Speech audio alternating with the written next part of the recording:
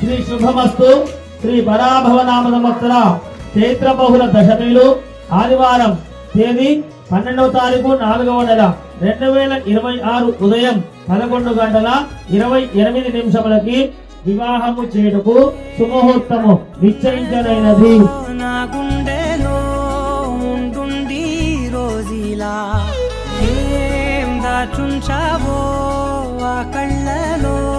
నిలువెల్లా మునిగానిలా ఈ సంగతే నచ్చింది చాలా నిసందడే నా లోపల ఈ హాయినే మోయాలి అంటే ఎలా ఎలా